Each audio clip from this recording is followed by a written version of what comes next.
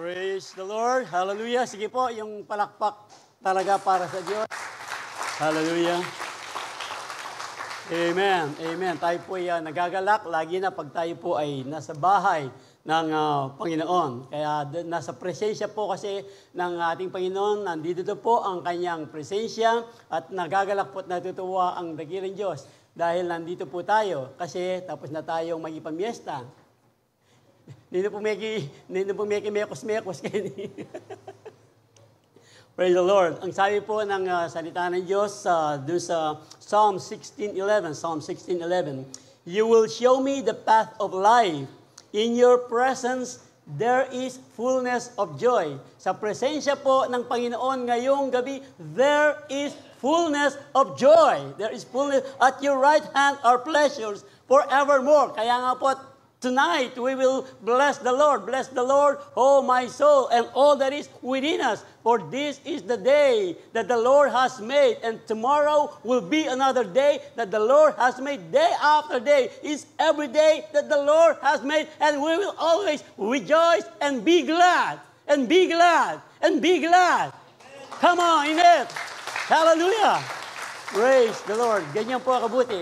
Ang ating Panginoon, lagi po siyang andiyan sa gitna man po ng ating mga pagsubok, sa mga kasaganaan man o sa mga pangangailangan, nandiyan po palagi ang ating Panginoon. Kaya nga po ito po ang ating pag-uusapan ngayong gabing ito patungkol po sa kagalakan at kapayapaan ng ating dakilang Diyos. At yung ating pong pinag-aaralan, yung pong distinct character ng bawat mananampalataya, yung pong bawat mananampalataya na atin ng pinag-aralan, kinakakitaan po tayo ng kakaibang karakter. Ito po yung sinasabi nating bunga ng Espiritu na makikita po sa Galatians 5:22 and 23. But the fruit of the Spirit is joy. Love pala, nauning love. Love, joy, peace, patience, kindness, goodness, faithfulness, gentleness, self-control. Against such things, there is no law. Salamat po, dakilang Diyos, muli sa gabi ito. Sa isa pong maikling pagbubulay, pag-aaral ng iyong mga salita, amin pong dalangin na ang iyong kapangyarihan, ang siyang pumuno sa bawat isa sa amin, sa buong sanktuaryong ito, sa iyong lingkod na gagamitin na wala kaming ibang itataas na dakilain, maliban sa iyong dakilang pangalan. Aming pong dalangin na patuloy na maging bukas ang aming mga puso at kaluluwa sa iyong mga aral, sa iyong mga salita na aming pag-aaralan ngayong gabing ito at ito'y aming gagamitin.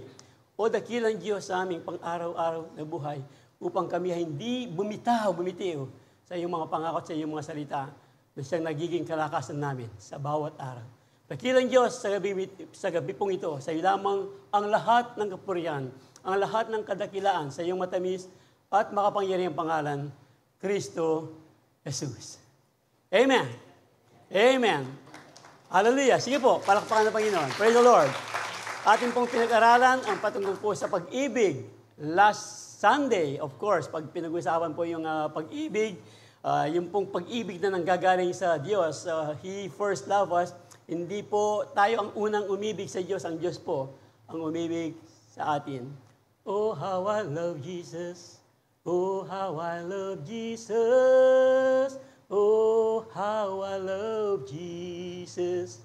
Because He first loved me. Siya po ang naunang umibig sa atin. Kaya nga po, susuklian po natin ng pag-ibig ang ating dakilang Diyos. Kasama po ng ating pinag-aralan, paano po natin ito talagang may pakikita. Sabi po ng ating pinag-aralan, pati daw po yung ating mga kaaway ay ibigin natin. Pakita po na inibig nga natin ang ating dakilang Diyos. Ouch! Totoo po yun, pinag-aralan natin, so hindi na po natin babalikan. Ang ating pong pag-aral ngayon ay yung pong bahagi pa ng fruit of the Spirit. Ito po ay fruit, hindi fruits of the Spirit. Nakapaloob po sa isang prutas, yung pong love. At yung pong gabi ito, joy and peace naman po ang ating pag-uusapan. Pag pinag-uusapan po kasi ang joy, yung joy kasi yung sa mundo po, ang joy para sa kanila, ginagawa nilang happiness. Pag happiness po sa mundo, na base po lagi yan sa outward, sa mga happenings. Gaya po ng kapistahan ngayon, masaya po ang bawat isa. Yung po talagang mga naghanda, masaya sila. At yung mga talagang naghanda na talagang nanghiram lang ng paghanda, yun. Pagkatapos po, nga. Ay, ito po ay, noon po kasi, talaga pong, yung pong mga kabataan, hindi na alam ito eh. Pero kami pong mga matatanda, matanda, Sir Jess, Brother Jess. Kami pong, noon po yung mga kapistahan po dito, tinatawag po yung Twin Fiesta. Yung pong mga bahay-bahay, kahit saan ka pumunta, meron pong naghahanda dyan. Hindi baling mangutang po. Darating kasi yung mga kamag-anakan. Kaya nga naghahanda po yan. Kaya kahit ka man saan pumunta, ngayon na lang talagang dahil po siguro pahigpit ng pahigpit ang pangangailangan. Mabibilang mo na lang sa kamay. Hindi na pong mighanda kayo, at yung pong miesta kayo. Pwede kaya pang tagal, pwede pang humabol. Anyway, yung pong happiness kasi, lagi po yan nakabase yan sa happening. Pag wala ng happening, na masayang happening, nawawala na po yung happiness. Yung pong happiness na yan, lagi po nating alam, temporary, nakabase po sa mga bagay. Halimbawa, masaya ka dahil may bago kang auto. Wow!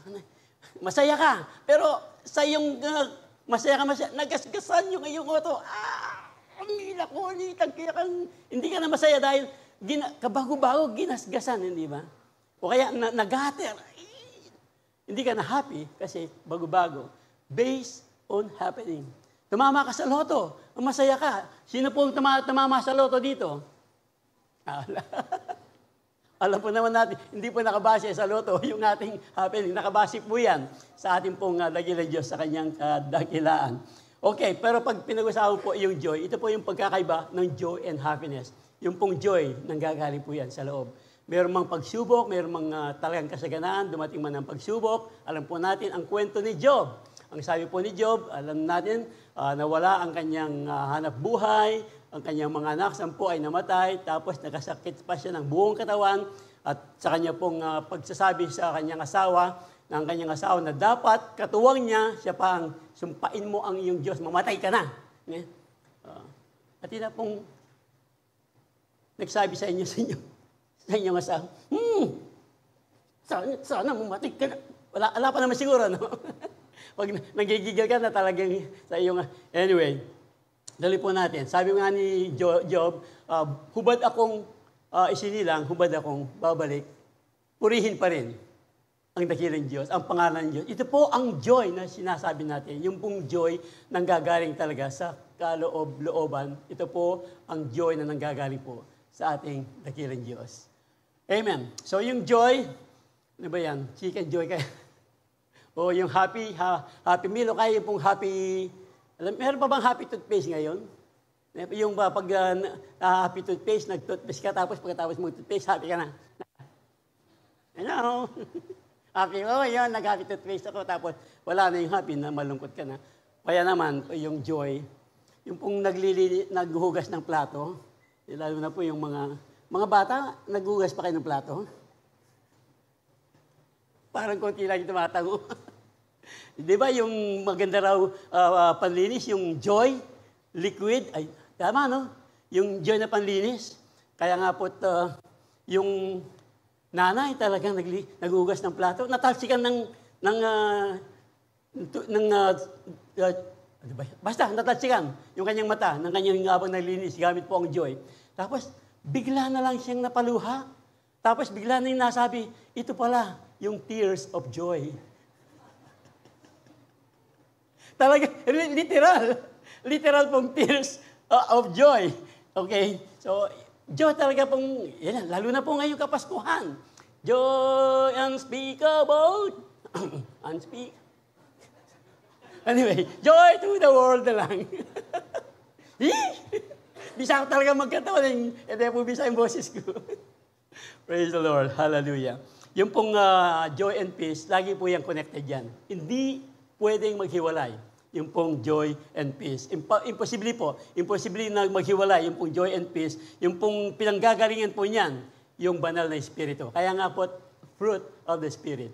At pag nasa atin po ang banal na Espiritu, magkakaroon po tayo ng love, joy, and peace. At yung mga susunod pa, ano na po yun, sa next Sunday na po yun, sa buong October po yun. Huwag po kayong mag-a-absent para makomplete po natin yung fruit of the Spirit. For the kingdom of God is not a matter of eating and drinking, but of righteousness, peace, and joy in the Holy Spirit. Kaya nga po, fruit of the Spirit, peace and joy in the Holy Spirit. Yung pong righteousness, sabi nga ng salita ng Diyos, alam naman natin, wala po ni isa man sa atin na matuwid. No one is righteous, not even one.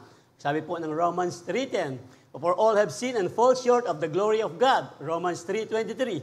Pero, bakit po tayo magiging righteous? Naging righteous po tayo dahil po sa ating Panginoon sa kanyang pag-ibig. To Him who had no sin became sin for us. 2 Corinthians 5:21. Naging kasalanan po siya sa atin. And for that, tayo po ay naging matuwid. God made Him who had no sin to be sin for us so that in Him we might become the righteousness of God.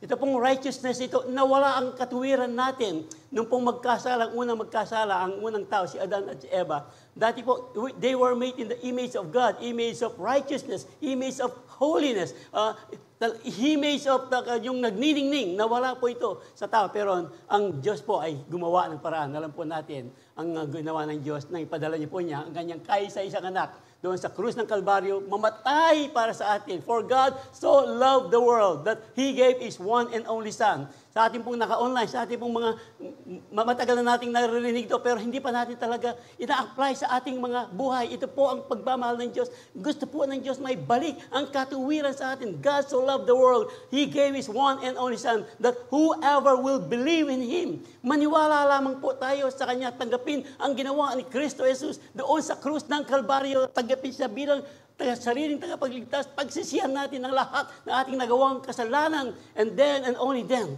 yung pong righteousness ay mapapasa atin po. Whosoever will believe in Him, hindi na mapapahamak, kundi magkakaroon ng buhay na walang hanggan. Ito po ang pangako ng Diyos, buhay na walang hanggan. Ginawa po niya tayong matuwid para mapasa atin po ang buhay na walang hanggan. Siya na walang kasalanan, naging kasalanan para po sa atin. Come on, bigyan po ng isa pang palakpak ang Panginoon. Hallelujah. Praise the Lord. Kaya nga po, ito po yung bunga ng righteousness, the fruit of that righteousness, magiging payapa po tayo. Ang bunga po ng ating katuwiran ay kapayapaan ang gagaling sa dakilang Diyos. Its effect will be the quietness and confidence. The quietness and confidence forever. Kaya po ito po yung distinct, magiging kakaiba po tayo. We are distinct sa mundong po ito. Ang mundong ito, pag nakakaroon ng maraming problema, alam po natin, di ba, pag nakakaroon ng problema, yung mga iba, hindi makayanan yung problema, they are taking their own lives. Nagpapakamatay, nagbibigti, ginagamit ang lubid, tinatali sa paa. Hindi sa leeg. Remember po yung kwento? Pare, bakit? Anong ginagawa? Magpapamatay ako, pare. Bakit? Sa paa mo nilalagay yung lubid, hindi sa leeg. Sinubukan ko na, pare. Ang hirap palang huminga. Anyway, ito po, distinct po tayo dahil yung pong joy and peace, nasa atin po yan. Fruit of the Spirit, nasa atin na po yan. This is our possession. Joy and peace is in our possession. Yung pong true right godliness with contentment itself is great wealth. Wow! True godliness with contentment is great wealth. After all, we brought nothing. Gaya po ng ating sinabi kanina kay Job, we brought nothing with us when we came into the world, and we can't take anything with us when we live. When we live it. So, if we have enough food and clothing, let us be content. If we have enough good food and clothing, let us be content. Kaya lang po, yung mga iba, hindi po makontento yung mga iba. Ang dami na, meron na nga. Ang dami na, hindi pa makontento. The more they have, the more they want. At marami po tayong alam. So, hindi lang po kahit sa mga government officials o sa mga taong talagang meron ng pera, ang dami na, tapos hindi man alam, i-share yung kanilang tinatamasa, tapos, okay, you can do the math. Baka ma-viral po ako dito. Naka-online pa naman tayo. Hallelujah. But people, at ito po ang aking sinasabi, people who long to be rich fall into temptation and are trapped by many foolish and harmful desires that plunge them into ruin and destruction. Ito po yung pinggagalingan. Hindi po masama ang pera. Hindi po masama ang pera. Ano po ang masama? Ang sabi po, for the love of money is the root of all kinds of evil. Dahil po sa pagmamahal sa pera, nalilimutan po sila nilang, meron silang mga kapatid na nangangailangan. Dahil sa pangangailangan ng pera, meron po silang naargabyado dahil po dahil sa pera, the love of money. Craving money, have wandered from the true faith. Nalilimutan po nila ang tunay na pananampalataya dahil sa pagmamahal sa pera and fears themselves with many sorrow. Yung pong madalian, Alam po natin to, yung mga scam pagdating sa pera. Marami po tayong, meron po akong talaga, alam, humiram ng, yung mga magpapahiram ng pera tapos papangakuan ka ng 5% interest in 1 month. Wow! 5%, 50,000, ang i-invest mo, 5%. Magkano yun? You can do the math sa 5%. 2,500, tama? 2,500, Mr. Mel. Happy naman eh. Saan? 2,500 amount? Paano yung nagpapahiram? Saan niya kukunin? Yung kanyang tutubuin. 5% lang ba ang kanyang tutubuin? Of course not. Pero matetempt ka. Wow! Tapos, gagawa ka ng paraan. Mag-invest ka ng mag-invest. Hindi mo nalalaman. Pag kukunin mo na yung buo, yung principal, wala na yung tao. Na-scam ka na. Pero ito po, yung mga iba noon, lalo na po yung usok-usok pagpunta ng mga Taiwan, yung mga nag-abroad, dinadaya ang kanilang pangalan, dinadaya ang kanilang edad para lang makapunta ng ibang bansa. Pagkatapos nang nandun na sa ibang bansa, nagkaroon ng problema. Yung pagmamadali, haste makes waste. Pag nagmamadali po tayo, nagkakaroon po ng mga problema. Kaya nga po, being content and happy, hindi naman po kasi masamang, sino man naman ang hindi ayaw magkaroon ng magandang bahay, ayaw magkaroon ng magarang kotse. Of course, wala pong problema doon. Pero ang problema, pinag-usapan po natin, when that love for money, talagang yun ang mas nauna kaysa sa pag-ibig mo sa Diyos, malilimutan mo na po yung pag nawala na po ang mayan, yung kapayapaan mo, at saka yung kagalakan mo, hindi mo mawawala. Dahil doon nakabase. Ang iyong kapayapaan doon nakabase. Ang iyong kagalakan. Pero sa Diyos po, kahit meron man o wala, pag nagtiwala po tayo sa Diyos, ang Diyos po ang magpapala sa atin, basta magtiwala lang po tayo sa Kanya. Amen. All things work together for good to them that love God and are called according to His purpose. So, yung pong sinasabi natin, kahit po si Apostle Pablo naging experience po nito, yung pong being content and being satisfied, hindi po madali yan. Proseso po yan. It is a process. Kaya nga po sa ating pong paglalakbay sa mundong ito, kasama po ang mga salita ng Diyos, malalaman po natin ang pagiging contentment ay makasandal. Nakasandal. Pares lang yun. Pares na niya. Brother Jess. Nakasandal po sa mga pangako at sa mga salita ng Diyos. Learning process po yan. Kahit po si Apostle Pablo, not that I was never ever in need. I have learned how to be content. Si Apostle Pablo po ito. Alam po natin, kilala natin si Apostle Pablo, kanya pong mga aral, marami po siyang mga aral na tinuro. I have learned how to be content with whatever I have. I know how to live on almost nothing or with everything. Naranasan po ni Apostle Pablo, nothing or with everything. I have learned the secret of living in every situation. Ano po yung natutunan niyang secret of living in every situation? Yung pong pagtitiwala niya sa Diyos. Yun po yung secret living, yung pagtitiwala sa Diyos, sa kapangyarihan ng Diyos. Yun po ang sikreto ng kanyang learning to be content sa pangangailangan man o sa kasaganaan man. Whether it is with a full stomach or empty. Gutom man o busog. So, siguro po yung mga iba, busog na ba kayo o gutom na kayo? O gusto niyo na akong matapos para makapamista pa tayo, makahabol pa tayo? Okay, tuloy po natin. And with empty, for I can do everything through Christ who gives me strength. Pag nagtiwala po tayo sa Diyos, Siya po ang magbibigay sa atin ng kalakasan para makamit po natin itong joy and peace, love, joy and peace na kanya pong gustong makita, distinct character sa bawat mananampalataya. We are distinct from the world because Jesus is our satisfaction. Ito po yung aking sinasabi. We are distinct. Magkakaroon po tayo ng joy, ng kapayapaan. Dahil po Kristo Jesus, siya po ang ating satisfaction. Kaya nga po, being content and satisfied is a learning process, is to trust in God alone, Christ Jesus Himself. Wala po tayong ibang pasasundingan ng ating pananampalataya, pagtitiwala ang ating pong Kristo Jesus. Kaya nga po, lagi po nating tatandaan, yung pong happiness, yung pong joy and peace, ay hindi po yan nakabase sa possession. Alam po natin, sa possession, what shall it profit a man? Mark 8:36, what shall it profit a man if he gains the whole world and lose his own soul? Anong pakinabang ng isang tao? Makamtan man yan ang buong kayamanan ng mundo, kapalit naman ng kanyang kaluluwa.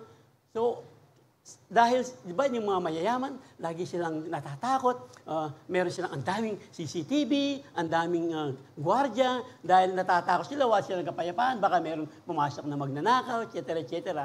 Alam po ninyo, ang ating ibig sabihin, sa paglalakad sa daan, baka hold upin ako, baka kidnapin ako, baka paransom yung aking mga anak. Walang kapayapaan, pero ang dami nilang pera. Walang kapayapaan, pero ang pera, hindi po, yung pong kapayapaan, yung pong, joy and peace, ay hindi po nakabase yan sa possession. Hindi po nakabase sa estado ng buhay. Hindi po nakabase yan sa, nakabit mo na, ang aking, yung talagang naging successful ka na sa buhay, parang payapang-payapa ka na, hindi na po nakasandal doon. Paano kung bigla na lang nawala ang mga yan? Paano kung bigla ka na lang nagkasakit? Paano kung bilang merong nawala sa iyong mga mahal sa buhay, kaya ni Job? Magiging payapa ka pa rin. Kung nakasandal po dyan ang ating kapayapaan, hindi po magtatagal yan. Pero ang kapayapaan, nakasandal po sa ating Panginoon, Jesus is our satisfaction. Hindi po mawawala ang ating joy and peace. Come on, palakpakan po ang Panginoon. Hallelujah. Life does not consist in an abundance or possession. Sabi po ng Luke 12:15. Life does not consist in abundance or possession. Kaya nga po, kung wala pa po yung ating mga pinapanalangin, huwag po tayong mawala ng pag-asa dahil ang Diyos po ang siyang nakakalam kung kailan po siya tutugon ng ating mga hinihiling ng ating mga panalangin. Amen. Praise the Lord. So, we are distinct po. Magiging distinct po tayo, magiging kaiba bilang mga mananampalataya, yung joy and peace. Huwag po natin kalilimutan. Nandito na po. Nasa loob na po natin yung joy and peace. Kaya nga po, kung nandito ang joy and peace, kahit po sa troubles, pagdating ng mga suffering, pagdating ng mga pagsubok, hindi po mawawala ang joy and peace na yan. Joy and peace in our trouble. Joy and peace is our possession. Joy and peace in our trouble. Alam po kasi yung mga troubles na yan, mga sorrows, mga pagdududa, mga iba't ibang uri ng problema, yan po ang gagamitin ng ating kaaway. Mga ano po yan, mga joy stealer po yan. Aagawin po yan ang ating kapayapaan, aagawin po yan ang ating kagalakan. Kaya nga po, nasa atin na yung banal na Espiritu at ito po ang bunga ng Espiritu, joy and peace, kahit sa pagdating po ng pagdaan ng mga iba't ibang uri ng problema. Marami po na tayong pinagdaan. Kayo po nakakaalam. Merong namatayan ng mga mahal sa buhay. Merong nawalan ng trabaho. Merong binasted ng kanyang nililigawan. Jello. Hindi pa naman eh. Marami po. Praise the Lord. Okay, tuloy natin.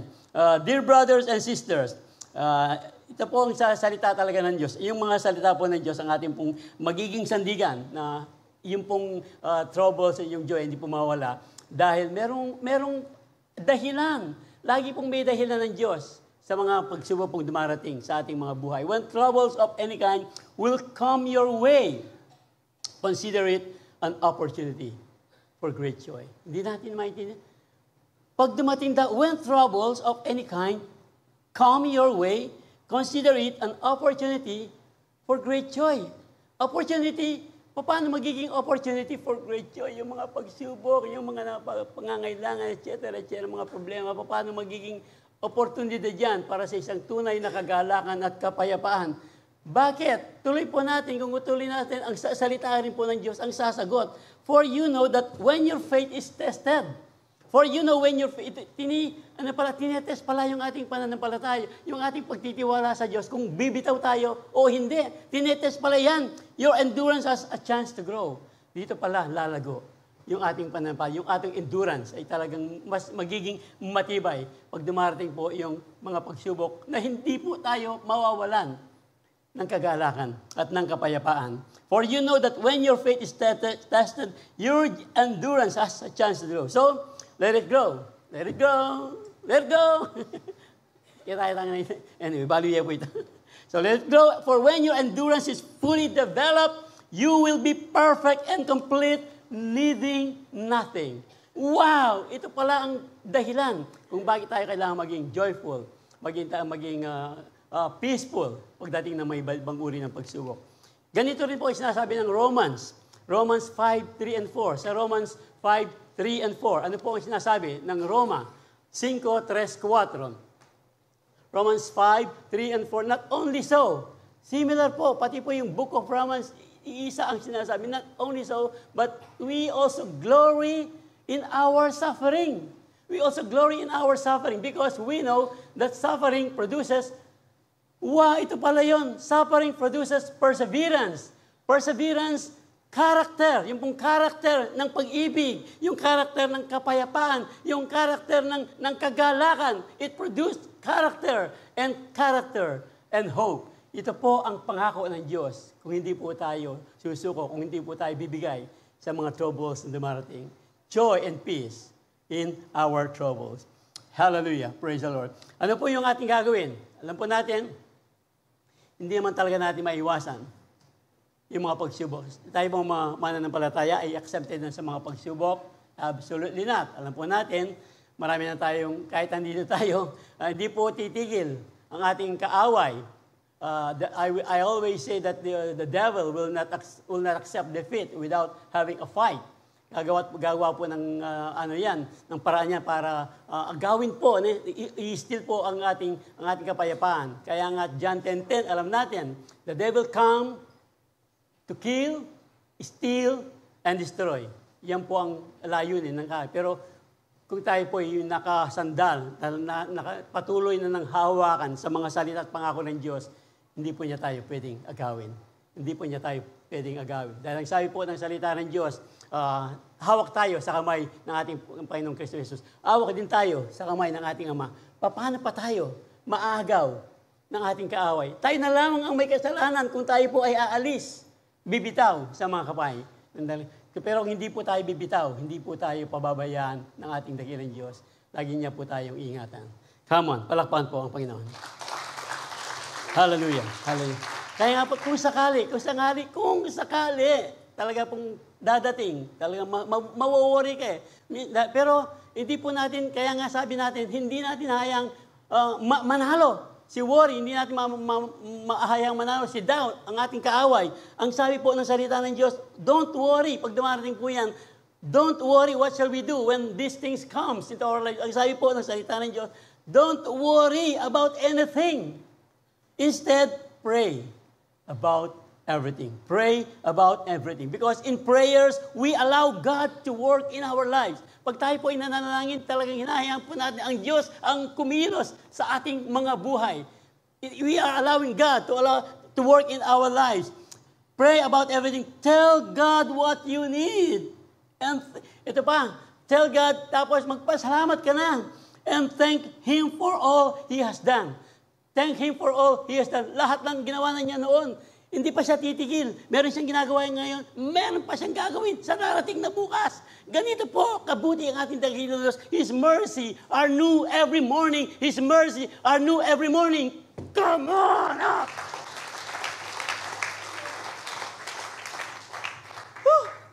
Praise the Lord. Then you will experience, ito po yung sinasabi ng salita. Salita po, then you will experience God's peace which exceeds anything we can understand. Meron po tayong mga bagay na hindi maintindihan, pero ang Diyos po ang magbibigay liwanag sa ating mga puso at kaisipan para maintindihan po natin. All things work together for good to them that love God and are called according to His purpose. Alam po natin yan, Romans 8:28. Then you will experience God's peace, which exceeds anything we can understand.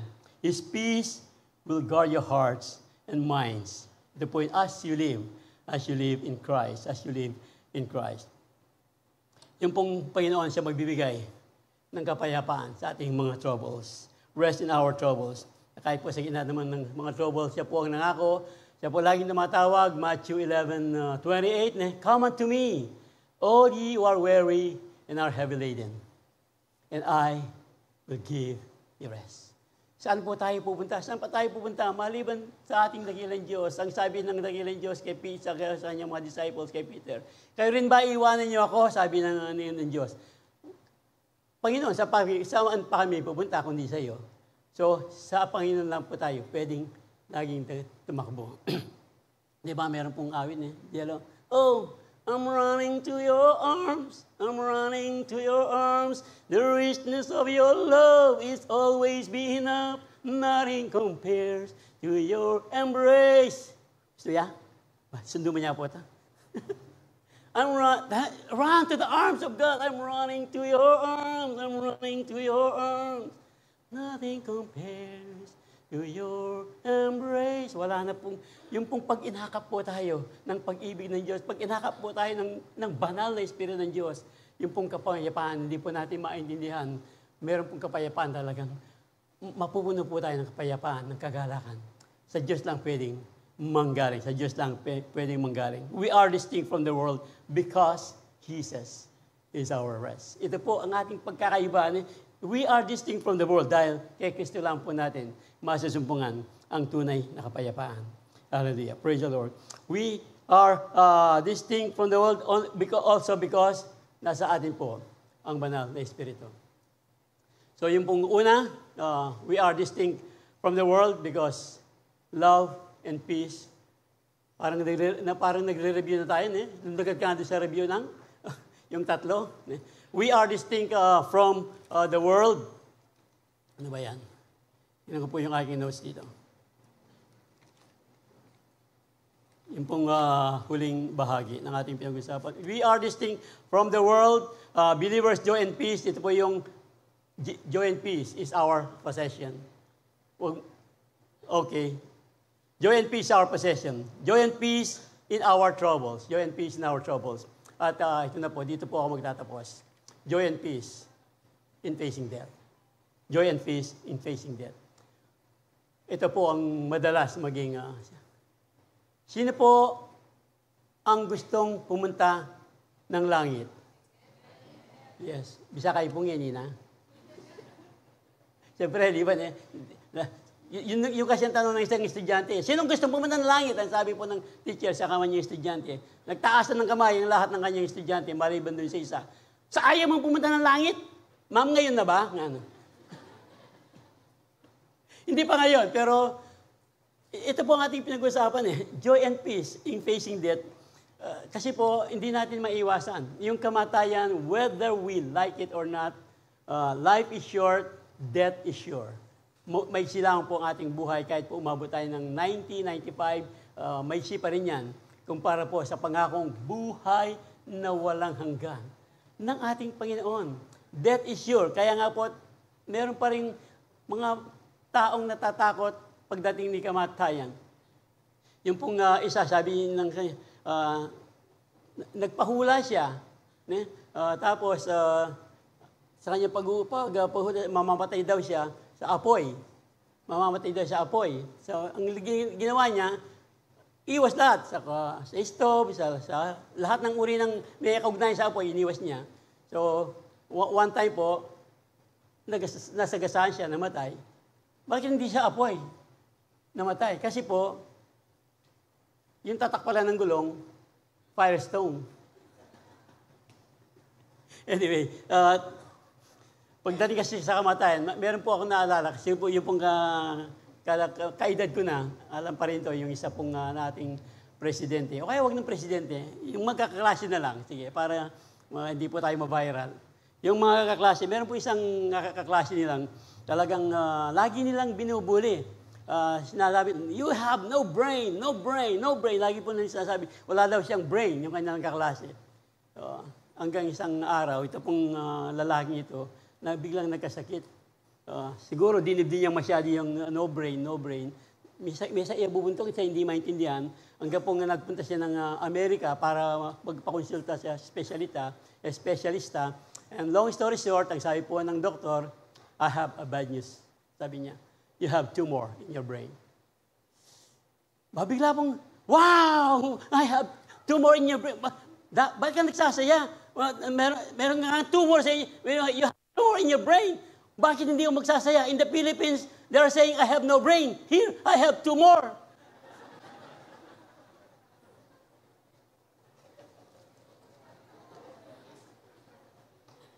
Kasi takot mamatay, kaya nagpunta ng Amerika. Anyway, umiras tama ka rin eh. Praise the Lord. So, joy and peace. Sigurado po, because God's children are human beings. Tayo po talaga. Meron pa rin pagkakataon na parang matatakot po tayo pagdating na kamatayan. Meron po isang pastor, sabi niya, hindi naman siya takot mamatay. Ang kinatatakutan lang niya kung paano mamamatay. Pares kaya ng ating mga apostle na si Peter ay pinakong patiwarik. Yung mga iba binenta ng buhay, yung mga iba pinakulo sa kumukulong tubig. Tama, pinakulo na. Hindi naman kukulo, hindi pa kukulo. Binabad sa kumukulong tubig pala. Langis pala, langis. Iba't ibang uri. Di ba gusto natin kung tayo ay mamamatay yung payapang sana parang matutod kamutang. Di ba? Yung gusto natin, payapang kamatayan. Kaya, kung ganito po, ang ating laging nasa puso, siguro ipanalangin natin. Pero hindi pa ngayon, no? Na alam naman natin kung paano. Basta, alam nyo na yun, you can do the math kung paano tayo kukunin ng Panginoon. Ang sigurado lang, life is short, death is sure. Life is short, death is sure. So, yung sinasabi nga na, because God's children are human beings, made of flesh and blood, the Son also became flesh and blood. The Son also became flesh and blood. Ito po yung ating sinabi kanina, John 3:16. Nagkatawang tao po ang ating Panginoong Kristo Jesus para po mamatay para sa ating kasalanan. Kasi po ang Diyos hindi pwedeng mamatay. Kailangan po ni Kristo Jesus na magkatawang tao para mamatay, para matubos po tayo sa ating mga kasalanan. The Son also became flesh and blood. For only as human being could He die. And only by dying could He break the power of the devil who had the power of death. The power of the devil who had the power of death. Yung pong kapangyarihan ng kamatayan sa atin. Pag hindi po natin isinuko ang ating buhay kay Kristo Jesus, yung kapangyarihan ng kamatayan, hindi lang po physical na kamatayan, tinutukoy po natin daw, yung ikalawang kamatayan. Whosoever believe in Him will not perish. Will not perish, kapahamakan po sa impyerno po ang ating pinag-uusapan dito. Pero magkakaroon ng buhay na walang hanggan. Ito po yung the power of death. Oh, death, where is your sting? Oh, death, where is your victory? Ang sabi po doon sa isang bahagi ng Corinthians, wala na pong kapangyarihan ng kamatayan sa atin. Hindi na po matatakot tayo sa kamatayan. Mamamatay tayo ng physical. Yes, life is short, death is sure. Pero hindi po tayo mamamatay ng spiritual. Kung naisuko po natin ang ating buhay kay Kristo Jesus, sigurado po tayo sa buhay na walang hanggan. Come on! Woo! Hallelujah. Praise the Lord. Only in this way He could set free all those who live their lives as a slave. Hindi po fear of dying. Wow, hindi na po natin katatakutan ang kamatayan. Kaya nga po, totoo ang sabi ni Apostol Pablo, pag tayo po ay nabubuhay kay Kristo, pag ang ating kapayapaan ay nakasandal kay Kristo Jesus, for me to live is Christ. For me to live is Christ. Sabihin po natin, for me to live is Christ, and to die is gain. Sabi-sabihin po. 1, 2, 3. For me to live is Christ, and to die is gain. Come on! Woo! Woo! Napakasarap po ng mga salita ng Diyos, ng mga pangako ng Diyos. Kaya nga po, even though I walk through the valley of shadow of death, hindi po tayo matatakot. I will fear no evil. Shadow of death, ano ba yung shadow of death? Yung mga pangangailangan, yung mga panganib, yung iba't ibang uri, shadow of death. Kahit po dumaan man tayo sa mga bagay na tulad nito, hindi na po tayo matatakot dahil I will fear no evil. For you are with me, your rod and your staff, they comfort me. Your rod and the staff, they comfort me. So nga, whatever happens in this world, hindi na po tayo ngayon matatakot. Sa mga pagsubok man, kahit sa bingit ng kamatayan, hindi na po tayo matatakot dahil nasa atin po ang bunga ng Espiritu, yung pag-ibig, yung kagalakan, at yung kapayapaan na gagaling po sa ating dakilang Diyos. Joy is not the absence of suffering. It is the presence of God. Joy is not the absence of suffering, but it is the presence of God. Hallelujah. Marahil, tayo po, meron pa rin, of course, mga dinadala. Merong gusto pong agawin ng ating kaaway, yung ating kapayapaan, yung mga problemang gusto niyang ibato sa atin para po mawalan tayo ng kapayapaan, mawalan tayo ng kagalakan. Pero ito pong ating pinag-usapan, buwan na po ito. Magiging distinct po tayo. May pakikita natin sa mundo na kakaiba po tayo dahil nasa atin po si Kristo. Si Kristo. Kaya nga po itong ating pinag-uusapan, facing joy and peace in facing death. Marahil, meron pa ritong natatakot pagdating ni kamatayan.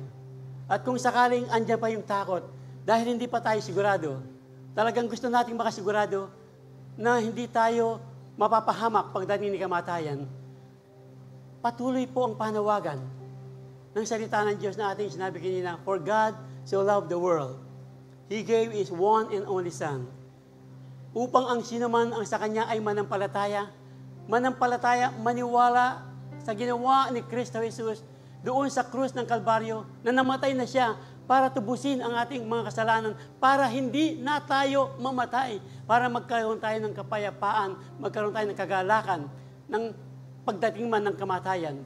Hindi po tayo matatakot. Magiging sigurado tayo makakasama si Kristo Jesus ang Diyos sa buhay na walang hanggan. Kung sa gabi pong ito, sakaling hindi pa tayo gumawa ng desisyon sa ating mga buhay na tanggapin si Kristo Jesus bilang Panginoon, isuko ang ating buhay sa Kanya, this is the right time para po yung tunay na kagalakan at kapayapaan ay mapasa atin.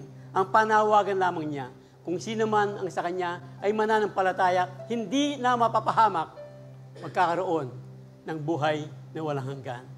Sa pamamagitan po ng pagtanggap sa Kanya, pagsisisi, pwede po natin gawin yan ngayong gabing ito.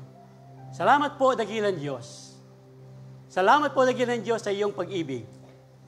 Sa iyong bugtong na anak na si Kristo Jesus, iyong ibinigay hanggang doon sa krus ng Kalbaryo upang mamatay para lamang tubusin ang aking mga kasalanan. Dakilang Diyos, marami po akong pagkakasala. Patawarin niyo ako. Ngayong gabing ito, tinatanggap kita sa aking puso bilang aking Panginoon at tagapagligtas. Patawarin mo ako sa lahat ng aking mga pagkukulang at lahat ng aking mga pagkakasala. Mula sa gabing ito, ikaw na ang masunod, maging hari ng aking buhay. Salamat, salamat po. Alam ko, laging nakahanda ang iyong pagpapatawad sa bawat isa sa iyong mga anak na lumalapit sa iyo, o dakilang Diyos. Ito po ang aking dalangin, sa pangalan ni Jesus. Sa pangalan ni Jesus. Amen. Amen. Hallelujah, hallelujah. Praise the Lord. Kung tayo po ay talagang nanalangin, tinanggap si Jesus, ang sabi po ng salita ng Diyos, ang lahat ng sa Kanya ay tumanggap, John 1:12, 1:12, ang lahat ng sa Kanya ay tumanggap, binigyan ng karapatan maging anak ng Diyos. At kung tayo mga anak ng Diyos, nandito na po ang ngayong Santo Espiritu, nandito na po ang love, joy, and peace, at yung pong iba pang bunga ng Espiritu. Hindi na po tayo matatakot ngayon sa mga panganib. Hindi na tayo matatakot maging pagdating man ni kamatayan, hamulin pa tayo. Hallelujah. Hallelujah. Hallelujah. Praise the Lord. Praise the Lord. Meron pong isang kwento. Sa ating pong mga buhay lang po natin, para po mas talagang alam niyo po yung kwento nating I have decided to follow Jesus noon. Si Oxen ba yun? Oxen? I have decided to follow Jesus. Meron pong isang kwento. Horatio Spafford. This happens in 1871. 1871. Isa pong Horatio Spafford, meron pong 5 anak. Yung pong anak niyang lalaki ay namatay in 1871, namatay ng pneumonia. At meron po siyang negosyo at noong 1873, yung pong kanyang negosyo ay nasama po sa Great Chicago Fire. Nasa history po yan, the Great Chicago Fire. Namatay po, naubos po ang kanyang negosyo dahil noon po talagang wala pa namang semento, kahoy po yung lahat ng mga gusari noon. So, nasunog po and then sa kanila pong buhay, sila po over time, sila po nag-decide nang pumunta sa ibang lugar from US, Chicago. Pumunta po sila ng London, I believe, sa Europe. Naglayag po sa isang barko. Yung pong buong pamilya, si Spafford, Horatio Spafford, at yung pong asawa niya, tsaka yung meron pa siyang natitirang na 4 na babaeng anak. Sa kasama po sa paglalakbay. Nung paalis na po sila, however, nagkaroon po ng emergency business meeting si Spafford. Siya po ay nauna na po ang kanyang pamilya at siya po ay hahabol na lang. And during the course of travel, yung pong barko na sinasakyan ng kanyang pamilya, Ville de Hard, papunta pong Europa, galing ng US, nagkaroon po ng aksidente sa gitna ng karagatan. Bumangga po ang kanilang Ville de Hard sa isa pong ship, power ship po ng British Loch Earn. So nagkaroon po ng matinding sakuna doon sa gitna ng karagatan. Lumubog po ang barko, sinasakyan ng kanyang pamilya. Namatay po ang 4 na anak na babae ni Horatio Spafford. At nung makarating po sa kabilang dako yung kanyang asawa, tumanggap po ng telegrama si Horatio Spafford galing sa kanyang asawa, save alone. Ibig sabihin, siya lang ang nakaligtas sa kanyang pamilya. Save alone. So, naglayag po, pumunta si Horatio Spafford para puntahan ang kanyang grieving wife.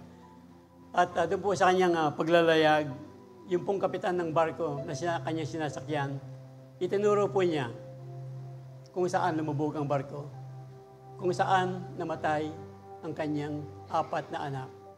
Sa hindi po mawaring kapayapaan na bumalot kay Spafford, siya po ay pumunta sa cabin at sinulat po niya yung awit na ating inawit kanina. When peace, pag-ilagay yung verse, yung unang verse lang. When peace like a river attended my way. It is, when peace like a river. Ito po ang kanyang nasulat nung pumunta po siya. Naisulat po niya ang unang bahagi ng awit na ito na hanggang ngayon po ay inaawit natin. Naging hamon po ang buhay ni Horatio Spafford. Kaya nga po tayo rin po ay magiging payapa sa gitna ng mga panganib. When peace like a river attended my way. When sorrows like sea billows roll. When sorrows like sea billows. Whatever my lot. Ito po ang naisulat ni Horatio. Whatever my lot, you have taught me to say. You have taught me to say. Tayo po sa mga pagsubok na dumarating sa ating buhay, kanino po tayo sasandig? Kanino po tayo magtitiwala? Sa mga tao o wala nang iba? Maliban sa ating dakilang Diyos.